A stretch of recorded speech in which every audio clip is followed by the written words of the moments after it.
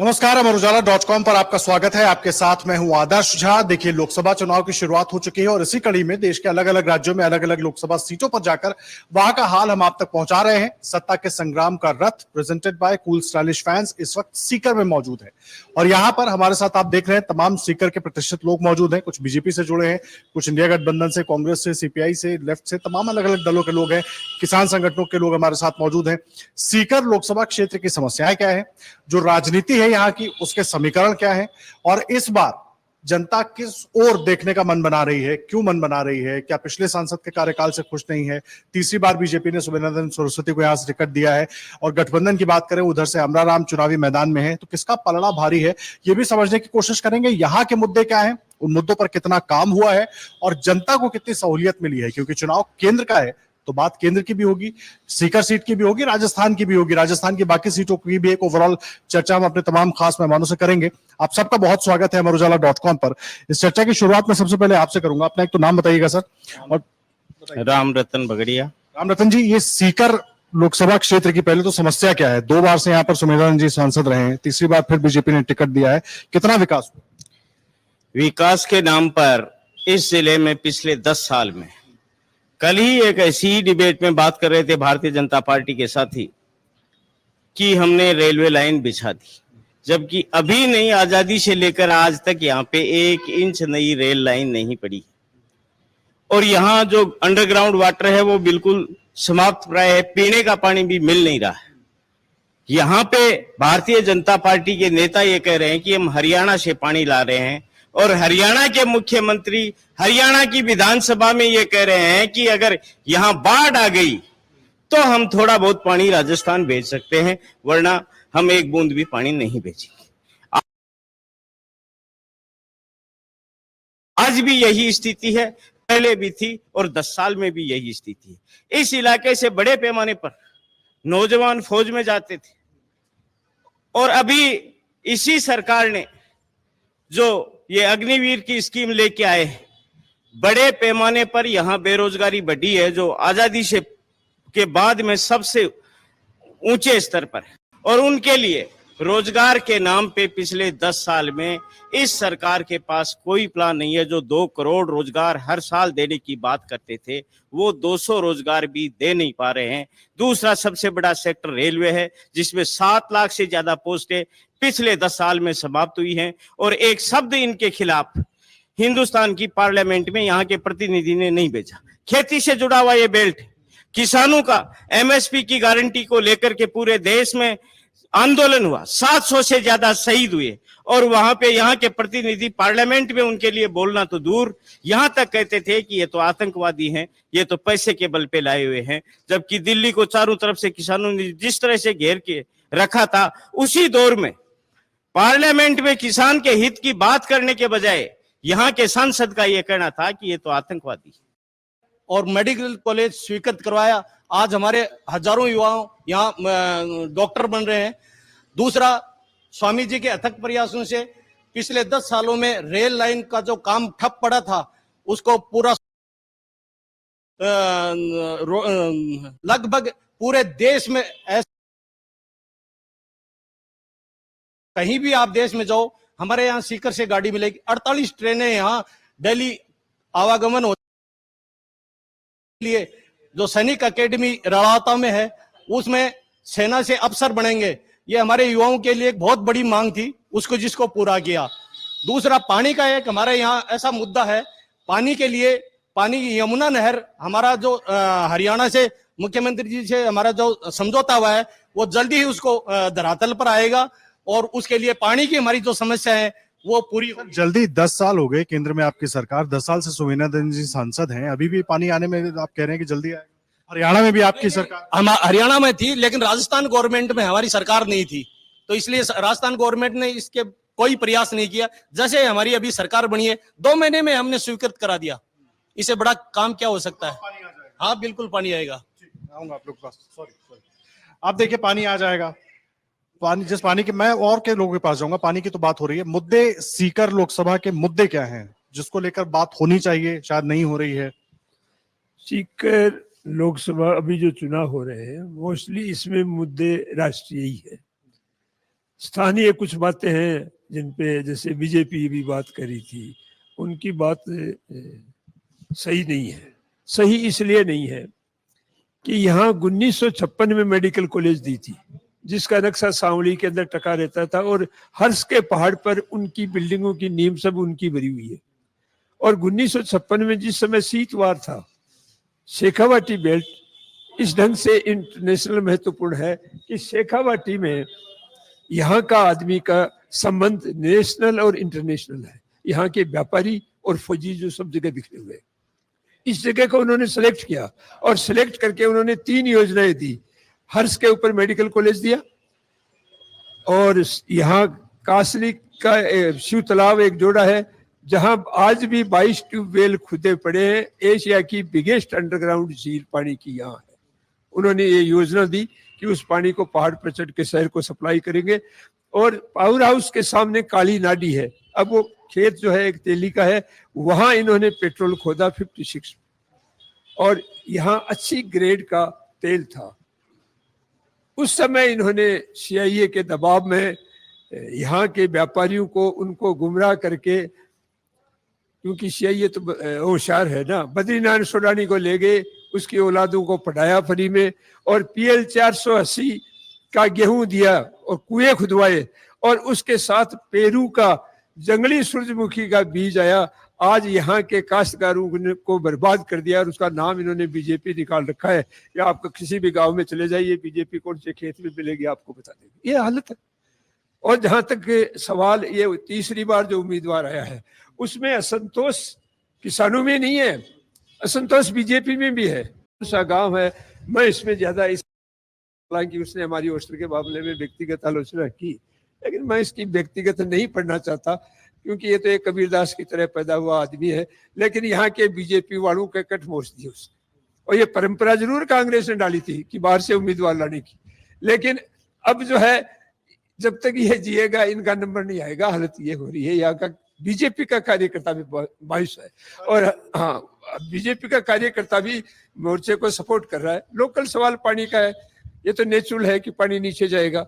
नहर का जहां तक मुद्दा है, तो नहर के मुद्दे में खाली ये बात कर रहे हैं। बात इसलिए कर रहे हैं कि हम वास्तविकता देखें तो जिस समय हमारा राजस्थान कैनाल का समझौता हुआ था, उस समय हमारे पास कैनाल नहीं थी, एक्स्ट्रा पानी था। उस एक्स्ट्रा पानी को हरियाणा और पंजाब ने नहरें बना ली, आज उनकी जरूरत हो गई, और आज हमें पानी की जरूरत हो गई। ये एक बड़ा मुद्दा है। इसमें मैं ये मानता हूं कि अटल बिहारी वाजपेयी ने जो योजना बनाई थी सब नदियों को जोड़कर जो नहरें निकालने की, वो यदि क्रियान्वित हो जाती तो वो सबसे बेहतर थी।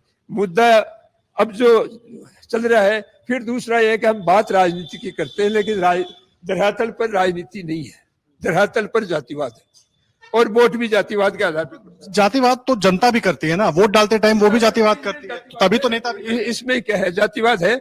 और जातिवाद में जो वोटों का जो ध्रुवीकरण जिस ढंग से हो रहा है, तो शायद हम सबसे ज्यादा खुशी बाबा जी के जाने से होगी तो बीजेपी वालों को होगी, जो हमें फिर धन्यवाद देने के लिए आएंगे। आज से हमें किसी गाड़ी निकालो। तो क्या बीजेपी वालों को ही सबसे ज्यादा खुशी होने वाली है? सुमेधा राम जी की जिस तरीके से कह रहे हैं कि तीसरी बार उनको टिकट दिया गया, स्थानीय नेता बहुत परेशान है। नहीं, बीजेपी वालों को ऐसी कोई दिक्कत नहीं है, वो सबके लिए है, ऐसी कोई समस्या नहीं है। हमारे यहाँ सीकर में सबसे बड़ी समस्या थी, पानी की समस्या थी, वो अब जल्दी पूरी होने वाली है। दूसरी समस्या थी, ट्रेनों की समस्या थी, वो आज पूरे देश को जोड़ दिया है। और तीसरी सैनिकों के लिए यहाँ शेखावाटी में सबसे ज्यादा नौजवान सैनिक रहते हैं, सैनिक होते हैं। इन्होंने सैनिक अकेडमी भी यहाँ सीकर में जो दाताला, युवा तो यहाँ के खूब आवाज उठा रहे हैं अग्निवीर के विरोध में। आज मैंने बहुत सारे युवाओं से बात की है, सब अग्निवीर के विरोध। नहीं, अग्निवीर के विरोध में ये है,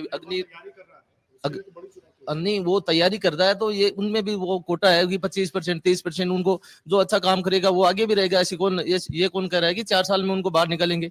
ऐसी कोई समस्या ही नहीं। दूसरी समस्या थी सैनिकों की सैनिक अकेडमी, जैसे हमारे गांव में वो नर्सिंग कॉलेज है तो उसको मेडिकल कॉलेज से अटैच गया है, बहुत ज्यादा काम किया है, ऐसी कोई समस्या ही नहीं। काम किया है तभी दोबारा टिकट मिली है, वो आगे भी काम करेंगे, देश के लिए काम करेंगे। तो क्या मुद्दे होंगे सुमेधा राम जी के, क्या मुद्दे होने वाले हैं यहाँ पर? क्यों तीसरी बार जनता चुने उन्हें? पर काफी लोग आरोप लगा रहे हैं कि बाहर से हैं। मैं 30 साल से सुमेधा जी मेरे गांव से ही है, और मैं सरपंच हूँ वहां से, सीकर सरपंच संघ का प्रवक्ता भी हूँ। बात यह है कि सुमेधा जी जब पहली बार सांसद बने, दूसरी बार सांसद बने और अभी तीसरी बार भी बनने वाले हैं। सुबेदानंद जी एक बहुत ही महान संत है और यहीं के निवासी हैं। वो ये सब झूठा आरोप लगा रहे हैं, ये चुनावी हथकंडे हैं इनके। बाकी सभी ये लोग जो बात कर रहे हैं ये सभी सुबेदानंद जी के आश्रम में आते हैं। और दूसरा, सुबेदानंद जी एक सीकर के लिए एक देवता की तरह है। हर आदमी की बात सुनते हैं, हर आदमी का निवारण करते हैं। बहुत सहनशील, बहुत सौम्य और बहुत एक पवित्र विचार वाले व्यक्ति हैं। और बीजेपी में ऐसा कुछ नहीं, बीजेपी उनके साथ में है, जी जान से खड़ी है। बीजेपी का एक एक कार्यकर्ता सुबेदानंद जी के लिए खुद सुबेदानंद जी बन के काम कर रहे हैं। ऐसा क्या किया उन्होंने कि तीसरी बार बीजेपी ने उनको टिकट दे दिया है, लेकिन लोगों में नाराजगी दिख रही है? जब सर्वे हुआ, जब चुनाव में टिकट के लिए सर्वे हुआ, पूरे देश के अंदर पहले ऐसे सांसद हैं जो 62% लोगों ने लाइक किया है, इसलिए उनको टिकट मिली है। जनता के सर्वे पर टिकट मिली है उनको। जनता में काम किया है उन्होंने। यहाँ आप देख सकते हैं कि रोडों का काम है और भी बहुत सारे जो जमीनी काम है स्वामी सुबेदानंद ने किए हैं। हर समय जनता के लिए साथ खड़े रहते हैं। ठीक है, सरपंच साहब हैं, पिपराली के सरपंच साहब हैं और व्यक्तिगत हम आरोप भी नहीं लगा रहे, लेकिन पिपराली में ही हमें किसानों के खिलाफ जहां 700 लोग मरे दिल्ली पड़ाव के अंदर, और उस समय इन्होंने ठेका ले रखा था कि किसान आंदोलन को मैं तोड़ूंगा। पिपराली में इन्होंने होम किया, सारे लोगों को इन्होंने इकट्ठा किया, गवर्नर को इन्होंने बुलाया। हमने कहा ये जिस जगह बैठा है ये गोचर पे कब्जा करके बैठा है, ये जगह इसकी नहीं है। विवादित जगह होने की वजह से राजस्थान के गवर्नर ने उसके प्रोग्राम को स्थगित किया। हम वहां पिपराली में जाकर के इसको काले झंडे दिखाए। काले झंडे इसलिए दिखाने, आज के दिन मैं ये नहीं कहता कि भाई कोई पार्टी में कोई फूट है क्या है, वो मेरा विषय नहीं है, लेकिन जो सुबेदानंद ने किया काम किसके लिए किया? जहां उसका स्वार्थ पूरा होता है वहां काम किया। जहां यदि कोई निस्वार्थ काम है तो वहां काम नहीं किया। जैसे मैं आपको एक छोटा सा उदाहरण देता हूँ। हमने एक प्रस्ताव दिया कि सीकर से सालासर आप धार्मिक रूट बना रहे हो, तो सीकर से सालासर यदि आप किरडोली होकर के रोड साउंडा तक जोड़ देते हो 7 किलोमीटर की, तो पैदल यात्रियों के लिए 15 किलोमीटर शॉर्ट हो जाएगा। 10 वर्ष में नहीं बनने दिया और हाँ की ना नहीं किया। और यदि छोटा व्यक्तिगत काम बताऊं, हालांकि व्यक्तिगत बताना नहीं चाहिए, मैं मेरे व्यक्तिगत खुद बताता हूं। मैं गया हूं उसके आश्रम पर, हमने एक रिसर्च की आयरन एज की, जहां हम शेखावाटी में आयरन एज में इतने धनी हैं कि हमने शोधन के, खनन के सारी जगह सबूत इकट्ठे किए और मेसोपोटामिया, बेबीलोनिया और सिंधु घाटी को यहाँ से भी सप्लाई होते थे। हमें कार्बन डेटिंग की जरूरत थी। कार्बन डेटिंग के लिए उस कमेटी में थे बाबा जी। मैं गया हूँ इनके आश्रम पे, मैंने कहा है 10 वर्ष में उन्होंने कहा कि इसकी कार्बन डेटिंग करा देंगे तो हो सकता है ये इतिहासकार में काउंट हो। तो मेरे से ज्यादा व्यक्तिगत जलेसा को यदि रखने वाला है व्यक्तिगत आदमी, तो बाबा जी वो नहीं है जो ऐसा आपको भगवान में दिखता है। क्योंकि एक सामाजिक आदमी होता है, उसकी अलग बात है। बाबाओं पर हम क्या व्याख्या करें, वो तो गोल मटोल होता है, न उसके कोई आगे है न कोई पीछे। अरे है इसके परिवार, तो वो उसको उजागर नहीं करता। यदि ये खुद, इसलिए हमने एक टीम बनाई है, हम इसकी सारी डिटेल जन्म कुंडली बनाएंगे ये चुनाव संहिता खत्म होने के बाद में, और उस पर बुकलेट बना करके हम सीकर की जनता में बांटेंगे। किसानों की और नौजवान, मेरा नाम जाबर ओला है, मैं सरपंच ग्राम पंचायत हूँ। ये जो शेखावाटी की धरती है ये किसानों की और नौजवानों की, जवानों की धरती है। हम भी जब सेना में भर्ती हुए तो हमने 4 साल ट्रेनिंग किया था और आज 4 साल में सैनिक वापस आ रहा है। इसका असर जमीन पर पड़ रहा है। ये पिपराली के सरपंच हैं, इनके पिपराली में कोचिंग संस्था अड़ गई हैं, लेकिन पीछे पीछे जो डिफेंस एकेडमी वो बंद होती जा रही हैं। आज एक भी डिफेंस एकेडमी अगर 2, 3, 4 साल में जब से अग्निवीर लागू किया है खुली है तो बताओ, जबकि 10 ऐसी हैं जो बंद हो गई। हमने हमारी ग्राम पंचायत में खेल स्टेडियम बनाया था, जब बनाया था उस टाइम में लड़के दौड़ने के लिए खूब आते थे। आज एक भी नौजवान दौड़ने के लिए नहीं आता है। 100% नौजवानों में और किसानों में आक्रोश है और इस आक्रोश का असर इस चुनाव में देखने को मिलेगा, 100% मिलेगा। देखिए किसानों में आक्रोश है और उसका असर देखने को मिलेगा। किसानों की बात कर रहे थे, देखिए विधानसभा में हमने मुलाकात की थी, हमने बात की थी, कुछ बदला है तब से लेके अब तक? आगे आइए थोड़ा सा, अपना नाम एक बार बता दीजिए। दिनेश सिंह जाखड़, जिला अध्यक्ष भारतीय किसान यूनियन टिकट। बदलाव हुआ पिछले 3-4 महीनों में, किसानों के लिए भी बहुत कुछ हुआ है। अखबारों में, सोशल मीडिया पे, बीजेपी के जो सोशल मीडिया उस पे तो बदलाव हो रहा है। जमीनी स्तर पे अपन जाए तो किसानों के हालात बहुत बुरे हैं। 40 से 45% किसान ऐसे हैं जिन्हें अगर रोजगार का विकल्प मिल जाए तो वो आज ही खेती छोड़ने को तैयार है। यहाँ सबसे मुख्य फसल है प्याज की। 3 साल हो गए लगातार किसान प्याज के ऊपर 25,000 रुपए प्रति बीघा खर्चा करता है। और जैसे हम बात करते हैं कि साहब इस देश का सबसे मालदार अडानी अंबानी है, वो कितने रोजगार देते हैं। एक किसान 1 बीघा में अगर प्याज का उत्पादन करता है तो उस प्याज की लगाई, उसकी खुदाई और उसकी कट्टे की भराई, इसके अंदर वो 10 लोगों को 1 बीघा में रोजगार देता है। 2 बार देता है, एक अक्टूबर नवंबर के सीजन में और एक फरवरी मार्च के सीजन में। तो किसान ही वो चीज है जो सबसे ज्यादा रोजगार देता है, चाहे ग्रामीण स्तर के रोजगार हो चाहे शहरी स्तर के रोजगार हो। और किसानों की स्थिति में बदलाव ये हुआ कि 25,000 रुपए खर्च करने के बाद उसको 20,000 रुपए मिलते हैं। 5,000 का निश्चित तौर पे 1 बीघा पे प्याज उत्पादन पे उसको घाटा है। उस घाटे की पूर्ति के लिए वो अपनी जमीन को गिरवी रखता है बैंक के अंदर और वो नहीं चुका पाता, फिर उसकी कुर्की होती है। तो जमीन तो उसकी जानी है, और वो जानी है इस बीजेपी सरकार की नीतियों के कारण। 2022 तक आय दुगनी की बात कर रहे थे। जो विशेषज्ञ कृषि के हैं वो ये कहते हैं कि जिस हिसाब से आय दुगनी हो रही है या आय बढ़ रही है किसान की, 2035 तक भी सपना पूरा नहीं होगा आय दुगनी करने का। अभी भी प्याज के भाव 8 से 10 रुपए किलो है। 8 से 10 रुपए किलो का मतलब जितनी उत्पादन लागत आई है वो भी पूरी नहीं होने वाली है किसान की। तो अपने बच्चे को कहाँ से पढ़ाएगा? अपना रोजगार है, अपना जीवन यापन है, अपने पशुपालन है और जो चीजें है वो कहाँ से वो पूरा करेगा? फिर किसान को चाहिए पानी। यमुना जल समझौता जो 1994 में हुआ था, सुमेनानंद जी ने 2019 के चुनाव में बाकायदा पब्लिक मीटिंग में कहा था, प्रेस के सामने कहा था कि मैं अगले 3 साल में यमुना का पानी यहाँ ले आऊंगा। जैसे मोदी जी वादा करते, जितनी झूठ मोदी जी बोलते हैं उससे ज्यादा झूठ स्वामी जी बोलते हैं। 3 साल नहीं 5 साल पूरे हो गए। अब जब यहाँ इश्यू बना इस बात का तो इन्होंने क्या किया, राजस्थान के चीफ मिनिस्टर, हरियाणा के चीफ मिनिस्टर और गजेंद्र सिंह शेखावत, ये तीनों एक एमओयू, एक फोटो सेशन उन्होंने कराया। उस एमओयू की जब हमने स्टडी की तो उस एमओयू के अंदर और खुलेआम हरियाणा विधानसभा में मनोहर लाल खट्टर तत्कालीन मुख्यमंत्री ने कहा यमुना जल समझौते के ऊपर या एमओयू के ऊपर कि हमारे को इससे फायदा हुआ है। कैसे? कि 13,000 क्यूसेक पानी जो हरियाणा के हिस्से का था यमुना का, वो अब 24,000 क्यूसेक हम इस्तेमाल करेंगे। 1917 क्यूसेक देना था उनको, झुंझुनू को और चूरू को और सीकर को। अब 1917 में से अगर मिलने वाला है उनकी, मिलने वाला तो देखा जाए कुछ नहीं, 6 पाइपलाइन से पानी आना था, उनकी तो 3 पाइपलाइन कर दी। फिर डीपीआर बनी हुई है 30 साल में 31,366 करोड़ की, उसको तो स्वीकार नहीं करेंगे। और कहा यह एमओयू में कि अगले 4 महीने में डीपीआर बनाएंगे। अब सरकार अगर गंभीर है डीपीआर बनाने के लिए तो उसे तत्काल सीकर संभाग में एससी ऑफिस, अधीक्षण अभियंता का ऑफिस, सिर्फ डीपीआर बनाने के लिए, क्योंकि अगर आप 31,000 करोड़ रुपए या 40,000 करोड़ रुपए खर्च करने के लिए बजट बनाओगे। प्रोसेस है, लेकिन मुझे ये बताइए, अगर जिस तरीके से ये कह रहे थे अमराराम जी के लिए, अगर अमराराम जी आते हैं तो क्या बदलाव होगा? लग उम्मीद है बदलाव की लहर चल रही है। जिन किसानों का फायदा अगर किसी से है तो अमराराम जैसे नेताओं से है, जो कि विधानसभा में थे तब फायदा हुआ, विधानसभा में नहीं है, सड़क पर है, तब किसानों के लिए संघर्ष कर रहे हैं। और अगर लोकसभा में जाएंगे तो किसानों को और ज्यादा फायदा होगा, राजस्थान स्तर पे उनको फायदा होगा। और लहर जो चल रही है, जैसे जैसे गर्मी बढ़ रही है होली के बाद, वैसे वैसे सुमेरान जी ठंडे हो रहे हैं। और अमराराम जी के पक्ष के अंदर, गांव के अंदर आप जाके देख लीजिए, किसी आम आदमी को रोक के पूछ लीजिए कि भैया गांव का है क्या, बोले क्या होगा कि अमराराम जीतेगा इस बार। क्यों जीतेगा?